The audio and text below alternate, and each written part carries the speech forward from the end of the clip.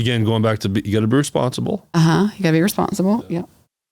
And she's going to do all the talking. Yeah, let's go. Each day at Wesley Meadows is a new opportunity to serve older adults and reimagine retirement living.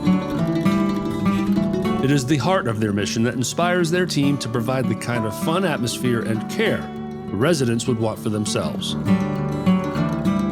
Experience the warm spirit and faith-based difference of Wesley Meadows. Call 662-429-2070 and schedule your visit today.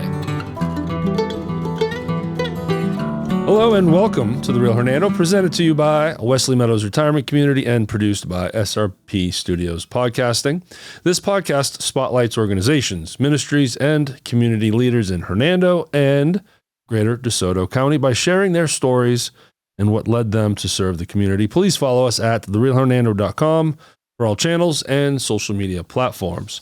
I'm your host, Derek, and today we are spotlighting Pals of Paws Society. Nice. Nailed it. You weren't here for the pre-show. It took me a few times to get that right. Pals of Paws Society is an animal welfare organization that assists the NWMS community with low-cost spay and neuter programs, cat kitten ownership education, and community trap-neuter-release for feral homeless cats. Bob Barker is going to be a big fan of this episode, by the way. Oh, fun. Do you know who Bob Barker is? I do. Okay. I do. You don't know his tagline he always said at the end of it, at each show? No. Make sure you neuter and spay your pets. Really? It was his thing. Oh, wow. We're jumping ahead here. That's Shelly Capps, by the way, great. but we'll get to Shelly here. So for more information, please visit Pals of Paws Society.org. I have it in website form, so all the letters are smashed together and really messed me up. Joining me today is Fundraising Coordinator Miss Shelly Capps. How are you doing, Shelly? I'm great. A little bit about Shelly. Shelly has always been an animal lover and primarily worked with canines before discovering her passion for felines. Shelly worked with the City of Hernando Animal Shelter from 2017 to 2020 as the volunteer coordinator, helping to recruit and train community volunteers to help with walking dogs, cleaning kennels, playing with the kittens and puppies, and completing grounds maintenance. God's work, right? At the end of 2021, the Pals of Paws Society, almost lisped for you. No, it was created. In addition to fundraising for the organization, Shelly personally fosters cats and kittens throughout the year, coordinates and attends adoption events at local events, and transports felines to and from surgeries weekly as needed. Whew, it's a mouthful. Welcome to the show, Shelly. How are you? Thank you. I'm great. Good to have you. For some context, it's actually a funny story because I know Shelly's husband pretty well. Doug is in my BNI, and I have an assistant that is helping me reach out and book guests. And Lexi. And I did not, Lexi. And I didn't connect the dots. So one day I go to the BNI chapter meeting and Doug's like, "You're going to be interviewing my wife." I'm like, "I am now."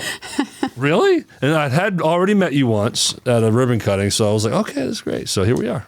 Welcome to the show. Thank you. And for some context, if you hear some meowing in the background, we have two little fur babies with us that will make an appearance, hopefully, on the show. And one is called Midnight. We just named it. We just named it. We just named it. We don't even know if it's a boy or a girl yet. Correct. Right? So what is up with that? Let's just start there real quick before we dig into your history. You told me that you don't know a cat's gender in the first 6 weeks? Correct. They take some time. All things are born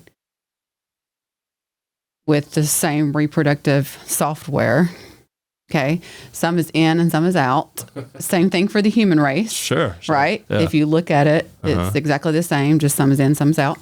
So same thing for kittens, but it takes a while for the male to actually drop their hardware.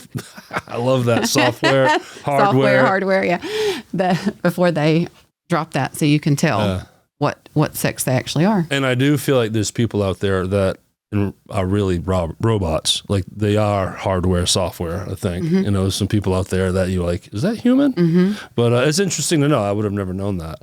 So if someone gets a kitten and they want a boy, they get a kitten that someone just tells them, yeah, that's a boy, and might not know. They have to be really, really tiny. Yeah. So like we do have people that come in and check out what we have available when they're very young like this. And so they don't know yet. So if they are looking for a certain sex, then you got to wait. You might pick this one. And then if you really, really are hard line that you have to have this sex, then you might be picking a different one. You just got to wait until the hardware drops. That's right. That's right. So, Pals of Paws Society. And in the notes you gave me, it says Pops. Can I please say Pops? You can absolutely say Pops. It's so much easier. Ooh, thank you for that. But you have to say it like Pops. Pops. Okay. Yeah. Do you want to talk about your braces? So my new hardware is only a couple weeks old. Yeah. So I'm still learning how to talk. And I'm trying to lisp with you to make you feel comfortable. Trying to help me, yes. It's all inclusion. It's all about inclusion. I appreciate that. All right. So Pops is an animal welfare organization. So let's just start with the origin story behind this and why you felt like you needed to start this. Okay.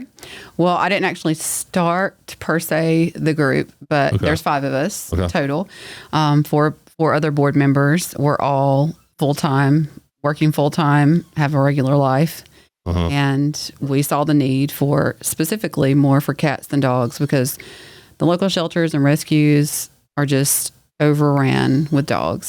So the canine population, I'd like to say, is being taken care of more, but there's still a deficit there also, for that.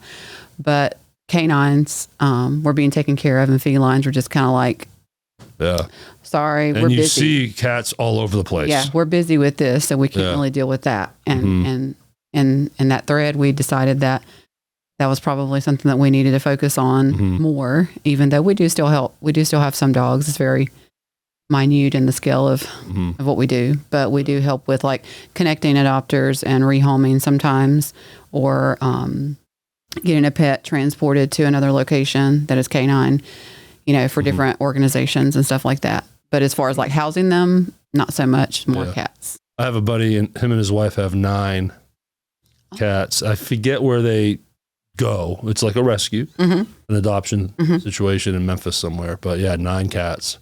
Okay. Yeah. So they're doing God's work. You're a fan of them already. I am. I do. I need to meet these people. Shout out to Josh and Laura Haynes. They don't listen to this, but how do you feel about people that will put food outside for the feral cat that makes a common experience, like appearance? I've done it. You have this one cat that hangs out, and then you feel bad, and then you put food out, and then of course now it's coming every day, meowing, wanting that food. How do you feel about people doing that to feral cats? Is that a bad thing? Are we enabling them? Are we desensitizing them from the wild? How do you feel about that? Well, you can't really desensitize a feral cat first, so no. They're just hardcore. They're just hardcore, right? They're what they are, feral. Yeah. So they might approach you and feel comfortable because you built a trust and a relationship with them, by feeding. But they're still probably not going to let you touch them, and if you try, they're going to run. This one didn't. Yeah. But you think it's okay? The feeling is, I think that's a great human, and I think that more people should do that. Okay, good. The state law says if you feed them, they're yours. So when you look at legalities and stuff like that, which I'm not an attorney, but if you look at from the perspective of like shelters and if they'll help you and if you reach out, for assistance in some way, the first thing they're going to ask is, are you feeding them? And then they're like, well, they're yours. So now if you want us to do something about this, you're going to have to pay, if you want us to come just remove them, then you need to pay a surrender fee. You need to do all these things. There's all this process that happens. With our organization, we assist shelters and rescues. So we are not here to overstep the government, municipality. Said that good without a list. That was a good job. Thanks. I'll tell Doug. We want to work with them, but there are times where they are full or they're closed intake, for those things. And so we can try to help, the local community with those things, whether it be helping them with supplies and getting them set up so that they can foster until they're old enough to have surgery, and then we can get them adopted. That way we'll go through the process of handling their vaccinations, vetting adopters, making sure they get a good home and they're not just, anybody anywhere not taking care of them. You sort of interview them, right? Yes. And they're 100% going to be fixed before they leave our possession. Like, we are not going to give an unaltered cat. I'm not going to adopt out an unaltered cat. Spayed and neutered. Yeah. So Bob Barker, I mean, legendary. Yes. At the end of the show, he would say, please, how would he say, spay and neuter your pets? Or I forget how he used to say it, but it was the same every time.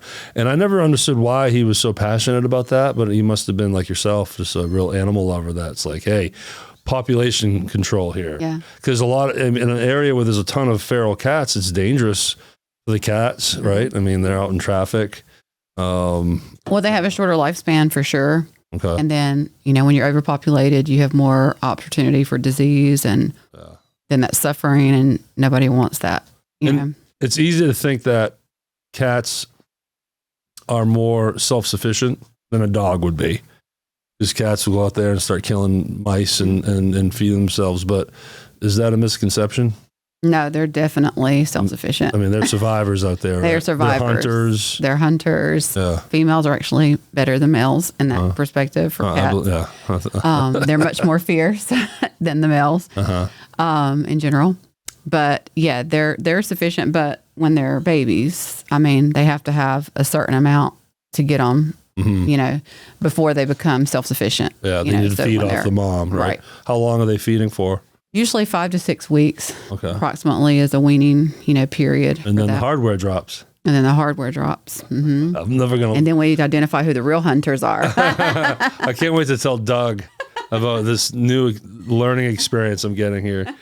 So what does fundraising coordinator mean? What is it? Exactly what you're doing for this group? It's basically just, finding opportunities to either get like grant money or actual events where we can go in and, we do have a lot of local community people that help us, like Coffee Central sponsors us a lot for adoption events, and they'll do matching that day. So they might give us a percentage of sales or something to that effect. We have donation boxes out in specific places throughout the community where, we take change and things like that. So that's real small scale, obviously. And then we'll have, just different things, raffles, just whatever we can get an opportunity to try to raise funds. What does an event look like?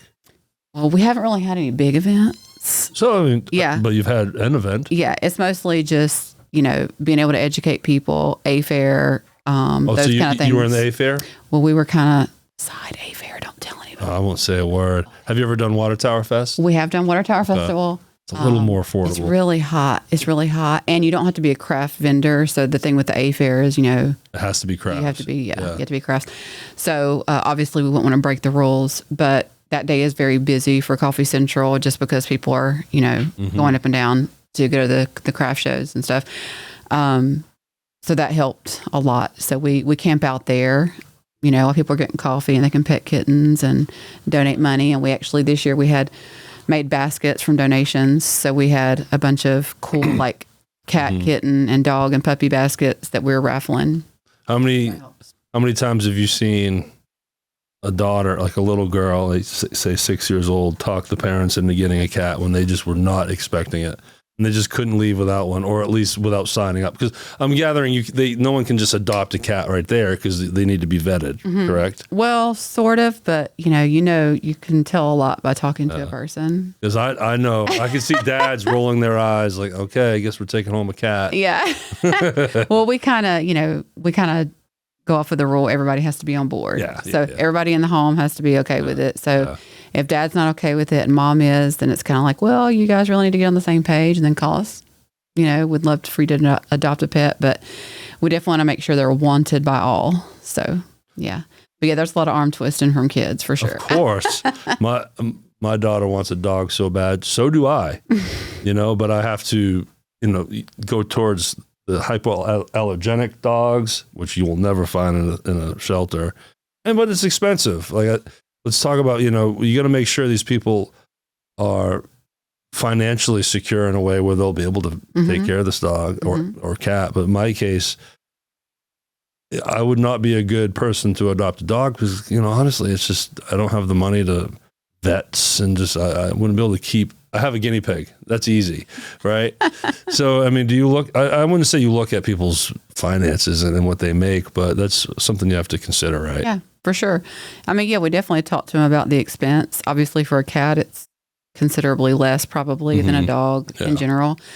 And then, a lot of that stuff is the upfront. So it is the spay and neuter and but they're paying that in the adoption fee. So once their adoption fee is paid, then it's really just maintenance. For inside cat, they really don't even have to get vaccinations annually because they're not exposed to anything else if they're inside, Yeah. So there's some, working around there where you don't necessarily have to have such an expense. So then it's just litter and food and toys galore. Toys and toys. Yeah. And things for them to climb. And things for them to climb and scratch on so they don't scratch on your furniture. Yeah. Mm-hmm. So how do you feel about declawing? Absolutely will not adopt to a person who's going to declaw a cat. So it's a you're full not in favor. amputation. It's a full amputation. So you think that's it's inhumane. inhumane? Mm-hmm. Okay. Yeah. Well, and there's other reasons, not just because it's a full amputation, but also cats need that. We're stretching. Okay. They need it for hunting. If you declaw a cat and they get out of your house because they're curious, they're completely open to death. They've literally. lost their weapon. They've lost their weapon. Yeah. They can't climb to even get away from anything. They have nothing. Yeah. And I knew that was going to be the answer. Yeah. I think. I know you set me up. I set you up. I would have disagreed if you said it's okay. No, I get it. 100%. I think people must do it because they don't want their furniture ruined. You know what I tell people that don't want their furniture ruined? They should get a stuffed cat. And they don't have to worry about it. Yeah, not at all. You don't have to feed it. Yeah, you don't have to feed it. You just look at it. It's pretty. You sit it over here and you pet it. And I don't think I've ever seen a stuffed cat with hardware. Never. So there must be all females. Yes, all females. I'm going to say hardware about 10 more times. So how do you build relationships with shelters, and how many shelters are you working with? Everybody local. So Tate County, City of Hernando, Horn Lake, South Haven, Olive Branch, all those people, we have connections. We go all the way to Panola County where there's places that don't even have assistants. Mm-hmm. We have relationships with different shelters and organizations, not shelters, but organizations in Oxford. So you go as far down as Oxford? Mm-hmm. What is your range? We say Northwest Mississippi, which can mean a lot, but it's definitely more prominent help in those places that don't have things, counties that are like, Pontotoc, literally Tupelo, Ripley, Pontotoc, all those. More rural. Yeah. Like Tunica County. We've been all the way over there. Yeah. Well, Tunica, not as much. I think that's probably because we just don't get those as much. They probably get tossed into Tunica Humane. Is there a big humane? There's a Humane Society in Tunica. Okay. That's huge and has a lot of followers, a lot of support, but their facility is completely crammed also. They get overfill, right? They have probably 200 dogs at that. And I don't even know how many cats. Yeah. And usually the dogs are some form of pit bull, some kind of pit mix. They have a lot of whodunnits too, so because they get from a lot of what? Whodunnits, Heinz 57, Whodunnits? Is that a dog breed? That's what we get here. You don't know who the mama is, who the daddy is, so you don't know who done it. It's just this thing. Whodunnits? You're so much more fun than Doug. Okay, that's interesting. So to go back to how do you vet these shelters to make sure you can trust them, or are they vetting you as equally? Yeah, make sure they can trust you. How do you build that relationship? I think it's equal opportunity on both sides. They definitely want to work with somebody who they know is, making progress and actually doing things. And and for us, when we reach out and make a relationship with a new contact, there is some, hey, have you ever worked with these people from other people that we've already established relationships with? Have you heard about them? Doing our own research about that organization to make sure that it's not just some crazy hoarding situation, literally, because there's been those in the past that, they just hoard cats. They do. They're like, we want to help. They do want to help. It starts out, it's legitly, it's compassion all the way through, but then some people can't see past that. Like, you can only do safely a certain amount of animals in one place. So my buddy that has 9, is that a little extreme? It depends. Does he have a 3,600 square foot house and they have free reign? I don't know the size of the house or that situation, but those are their babies. Yeah. They can't have children. Yeah. So that became their thing. So they're very good with them. I've seen a lot of places that have a lot of dogs or a lot of cats or a mixture of the two, and they're still clean. Yeah. So it really just depends on the situation. But I can tell you, like, working a full-time job, there's no way that I could safely maintain 10 animals, like personal pets all the time without end. How many personal do you have? I have one now. One cat? One dog. One dog. And then you just... I have two cats that are like outside. Okay. My dog is not a cat fan, but I do foster kittens. I just keep them separate. They're completely separate. So how many kittens do you usually have at one time? I mean, I'm good with like 6 to 12 at once. Wow. Yeah. Yeah. I mean, 6 and 12 is the same. Yeah. Literally, like they're so small. 6 and 7 it's not that big a difference. It's not. Yeah. I mean, it's cat math. Like 2 is 1. Cat math. Do we want to introduce one to the show? Yeah, let's introduce Let's do that. So, yes, you were holding one earlier, and I was like, well, what's the name? And then that's when I learned about the software and hardware. So we try not to name them until they kind of get closer to surgery. Go ahead and hold it up to that camera right there. So this is obviously, for those on YouTube, cute little black kitten. How old is this guy? Girl?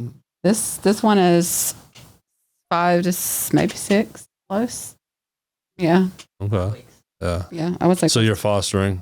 I'm not fostering this one. Yeah, I'm not fostering right now. Oh, you don't have any foster kittens? I don't have any fosters right now because I'm not at home. So again, going back to you got to be responsible. You got to be responsible. Yeah. And she's going to do all the talking. Yeah, let's go.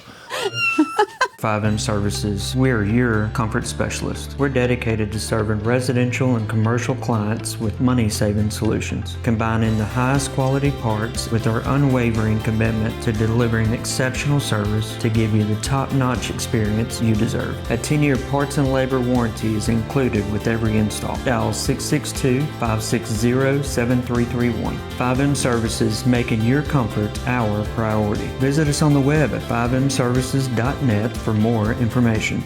But yeah, so we name them once they get a little closer and we kind of know what the sex is to kind of make it, not weird. Like we don't want to name one Richard and it be a girl, Yeah, right. Oops. Yeah. You can do Pat. That goes both ways. Right. Right. Yeah. We do try to actually do several unisex names. Unisex names. Kinda, doesn't matter. So what does Doug think about 12 kittens being fostered? How does he feel about that? He always says, that's your thing, babe. Just don't ask me to do anything. This is your deal. Yes, your deal. So, but I mean, he plays with them. He enjoys them, but he doesn't have to do any of the work.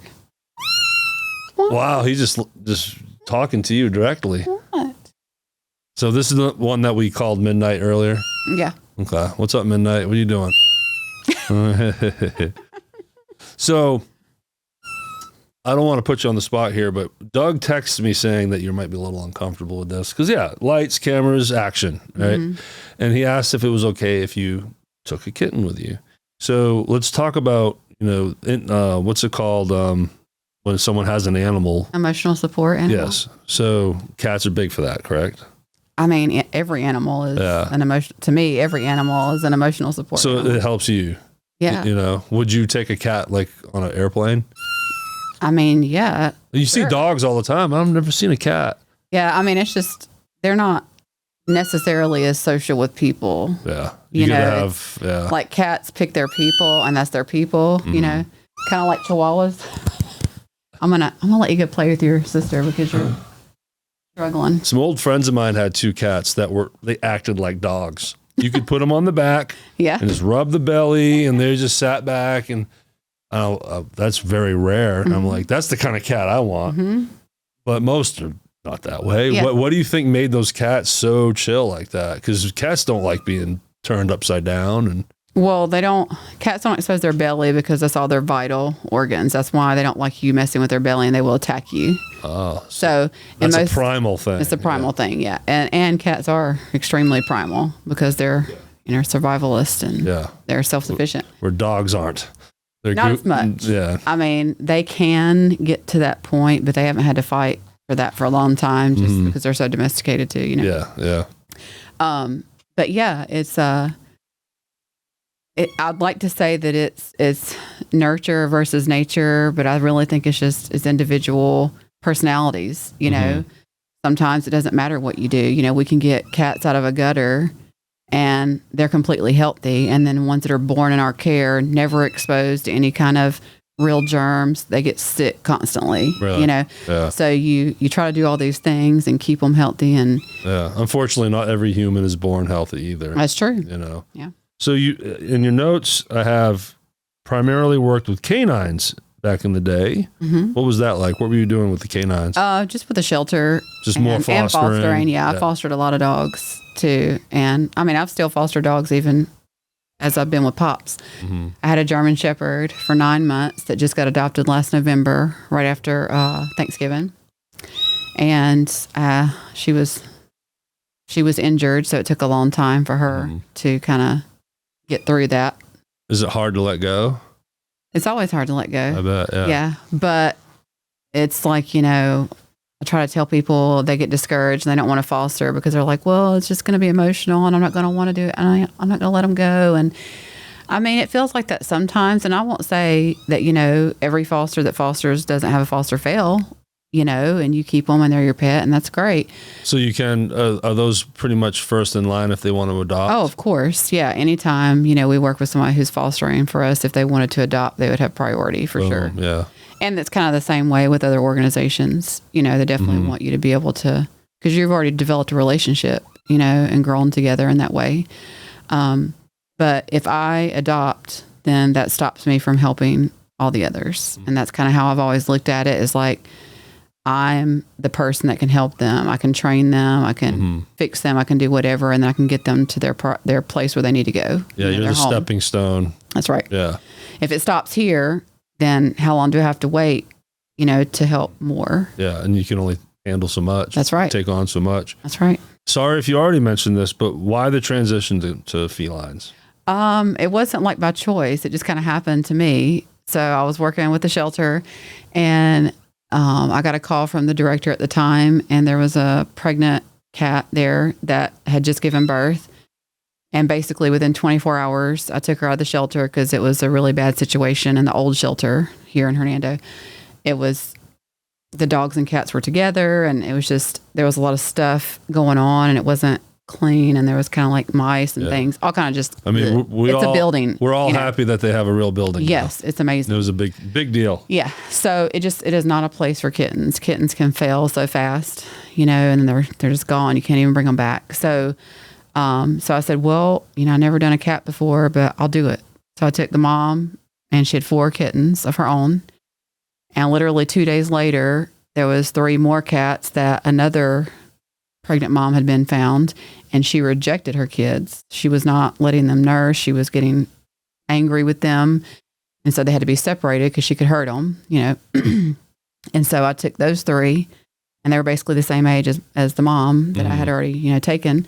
And I introduced them to her, and she took those babies just like they were hers. And so it was Roxy and her 7. So there's Roxy. Adoptions within adoptions. Yes. Yeah. So why do cats do that as far as reject their kittens? Some just aren't good moms. They're like too young sometimes because, you know, I mean, a kitten that's basically 4 to 6 months old can come into heat.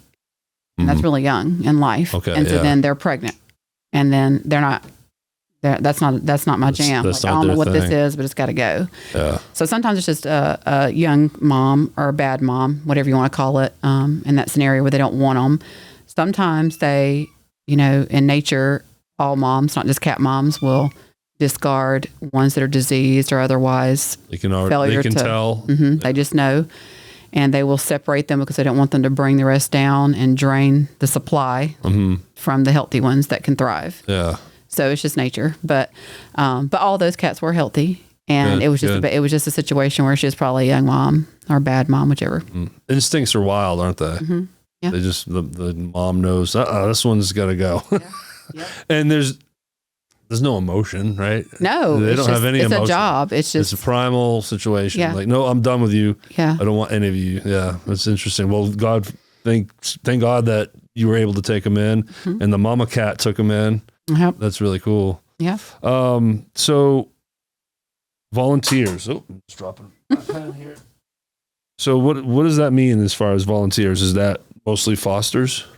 Well, yeah, we love to have fosters, but there's plenty of other opportunities where they help us like with events, adoption events or fundraising events, because we do have a Petco Love Foundation relationship. So Petco, which is the store, also does a lot of other things. I was just there yesterday. I was there yesterday getting hay for my guinea pig. My guinea pig, my daughter's, but you know how that works, right? Yours. I was suckered into that one. No, he's cool. His name is Phoenix. He's really fat. That's cool. He's fat. He's good.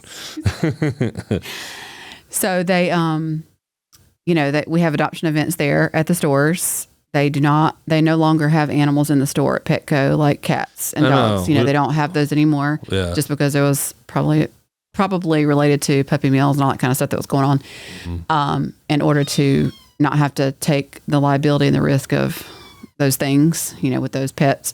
So they do work, and we have to get approved. So there is a vetting process for us to have a relationship with them to be able to come in and bring pets that are well and adoptable into the store and get them adopted. So it helps us with exposure too. That's a huge deal to get partner with Petco. It's amazing. That's great. And Petco Love also has a vaccine program, which we are approved for as well and utilize currently. At least once a month, generally, our medical person, which is Catherine, who's here too, she will have a vaccine clinic on Saturday mornings. And so all of our pets that are adopted, all of our cats that are adopted, they get boosters for their vaccinations, just like puppies. They have like a 3-set shot thing.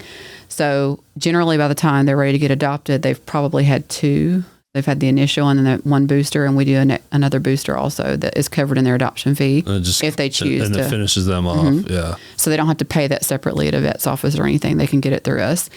And then we have, community assistance. So the cats that we help with the low-cost spay and neuter, all those vaccines are, used to also vaccinate those cats when they get their surgery. That's great because, Petco's this massive corporate chain, but they actually do care. They're not just a store where you get food and buy some goldfish. Like they really do help the community, don't they? Yes, they do. Yeah. Yep. Transporting felines to and from surgeries. Tell me more about that. So are you helping just straight up cat owners? Sometimes. So if they're like at work, so you help in that way? So we have 3 different buckets of cats that go for transport and surgery. We have our kittens that are in our care with our fosters that are ready to get fixed so they can get adopted. That's one bunch that we have on the roster. And then we do a low-cost spay and neuter program for the community so they can sign up. And they can pay the $55 is all it is, $55 per cat. And that covers their spay or neuter surgery, their vaccinations. They get flea and tick prevention, and their rabies is required by the vet when they do their surgery. So they get all that. And then our vet also does a basic triage that there's something else going on, and we let them know, like, hey, they might have had an ear problem or they might have had this. They're going to check it out. It's not like, oh, this is a feral cat or this is not one of our kittens, so we don't care. We're just going to do what's required, and that's it. Yeah. So even though the price is discounted, the care is 100% not discounted. Yeah. They're not cutting corners. That's right. Yeah. That's right. So then that's the community cats. And then we have the trap-neuter-release feral cats that we will help. So whether it's in the city or, in Hernando or otherwise, if somebody needs help trapping a feral cat they can't get their hands on that needs to be fixed because they keep reproducing and they want to stop that from happening, we will help them, teach them what they need to do or assist them with the trapping. And then, so that's a third bucket of inventory that we may have taking to surgery. So like the cat I used to feed, let's say it was making kittens all over the place. Would I have called Pops? Would I have called Shelly Capps? And then you're like, okay, I'll be right there, not immediately, but then you show up and explain what we need to do. Yeah. We usually can talk to them. And some people are, smarter than the average bear, and they kind of already understand the process. And so we just kind of tell them how to successfully trap. If they need traps, we can, lend traps for that specific scenario. How do you trap a cat? I'm dying to know. With precision. Yeah. If they already... Is it a 5-gallon bucket? No. I'm just kidding. It's a humane live trap, like you could buy at Tractor Supply, right? And you basically set them up to where they can either trust the trap, That's the best case scenario. So if you have somebody who's already actively feeding, they have feeding stations, then basically we'll zip tie the trap and put it out for like a week or so, and they feed in the trap only, so they get used to going in. Nothing happens. They eat, they leave, everything's cool. And then once we get them on the schedule for that day, that night, we release the trap, set it, and when they go in, they're caught. What triggers the door? It's a plate. There's so as soon as they step in, pressure boom. plate. Yeah, there's a pressure and plate. there you go. And then it's got a handle on the top. And Handle on there the top. you go. Mm-hmm. That's interesting. And then they would take it to you? Or where They drop it to us the morning of surgery. And when it comes back from surgery, generally we'll help if needed to recover. If it's a situation where they can't keep them out of the elements, if they're like truly, truly feral, because you have to have tools to get in there without them getting out. So you have this little thing, it's called a tomahawk, and it looks like a little claw that slides down so you can open the door and put food and water in. Otherwise they'll safely, attack you. And they'll dart out or whatever. Or they'll start scratching. Maybe not attack, but they'll be gone. And then they're in a place where they don't know where their resources are or anything. They're completely out of their element. And they just had surgery. So the chances of them... Yeah, they're not healthy at that moment. Right. They could damage themselves, injure themselves. When you trap a cat, a feral cat, does it automatically go into a foster program, or do you ever have to like re-release them? How does that work? Yeah, so all the feral cats are re-released to where they came from. Oh, okay. And the important part about that, like I said, is because they understand where they live and where their resources are, where That's their their shelter, life. where their water, where's their food. If you take them and then transplant them into another place, they're just completely lost. And if there is an active colony there, cats will kill another cat. That's their colony, that's their family, and they don't like outsiders, so they'll run them off or hurt them or do other things. So you don't want to put them in that situation either, because you want them to be able to live out the small amount of life they'll have as a feral cat. It's usually not very long. So the fostering then typically starts with the kittens. Yeah, from the ground up. So it could be a feral mom who doesn't like humans but is a great mom. And so if we get a pregnant cat that's feral and they have babies, then we will absolutely help, keep them. You won't separate them. No, you won't throw the mom back out in the street. The feral mom is in the condo with the kittens. In the condo. In the condo. She has to be contained because she's wild. Yeah. So she'll be in there, and until she finishes her job, and once they're weaned from her, we'll take her to have surgery, recover her, and then release her back to where she came from. That's really cool. Yeah. Yeah, that's interesting, because we're trying to help with the population, but at the same time, it's actually good to put them back out in the wild. It's not just capture and leave them inside. Well, there are some that we capture that are actually nice, and if they are friendly and social, we will 100% try to get them adopted. Yeah. We will not just turn them out if they're good house cats. And a lot of times we have people who need barn cats, so they're not feral, they are semi-feral, so to speak. Like they like a little bit of attention, but not all the time, and it's at their discretion. So they might be good barn cats, and we have plenty of people that are looking for that, where they're still going to have a relationship and take care of this cat that is going to mouse their barn, and live there, and they're going to supplement feed it. They're not just going to have to hunt all the time. They can. And so there's a cross sometimes in between, and we have that option also for people to. That's cool. The cat works for them in a way. Yeah. Yeah. So if someone wants to volunteer or get in touch in any way, your website, palsofpawssociety.org. And I have your number here. Do you want me to put it out there? You can. My number's out everywhere. It's like a bathroom stall. It's just every. Well, hopefully there's not other things written around it. I can't guarantee that. So you can contact Shelly at 901-412-5985. Are we missing anything? Is there anything that you feel like is important to put out there? No, I think you pretty much covered it all. Oh, there's one thing.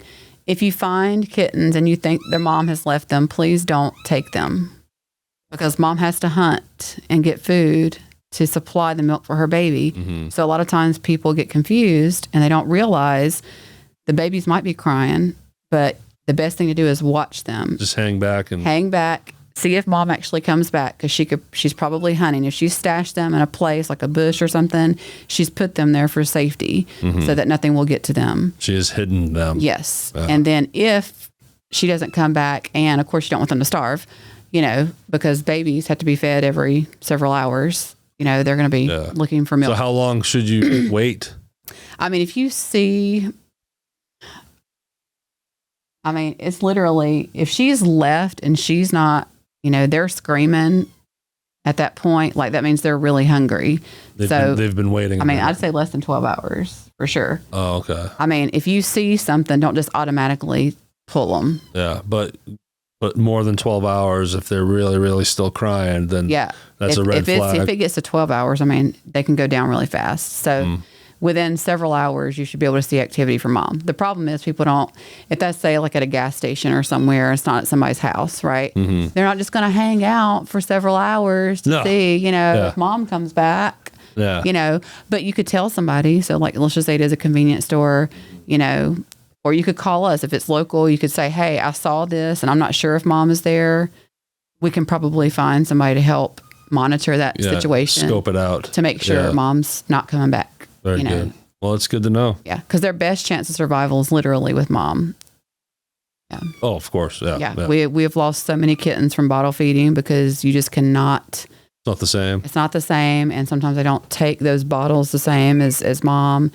And they can just fail so fast. Within hours they can fade, and that's it. They reject it, and you have to watch them, just the life fade out of them, which is not a pleasant thing to experience. I would not think so. Yeah. I know I wouldn't. Want to experience that. Well, thanks so much for doing this, Shelly. How did you feel? Were you comfortable? It was easy. Yeah. See, I told you. I told you. So look, no one's going to sound more like a buffoon than me. I've dropped my pen twice. I've mispronounced everything. Anyone that's a regular listener on this show already knows it. So, well, great. Again, we have Shelly Capps, 901-412-5985. And you can go to Pals of Paws Society.org for all information. Awesome. Thank you, Shelly. Good. And we love what you do here. Thank you. I'm an animal lover as well. So we want to keep them all safe. So, and then as always, listeners and watchers, thank you for hanging out to the end here. You can follow us at therealhernando.com. We are on Apple, Spotify, YouTube, Facebook, Instagram, TikTok. We're all over the place. Thank you to all of our beautiful sponsors. Wesley Meadows is our presenting title. So thank you to them. This doesn't exist without all of them. And please visit, again, therealhernando.com to learn more about our sponsors along with all of our channel links. So again, to those watching and listening, thank you for hanging out, and we'll talk to you next time.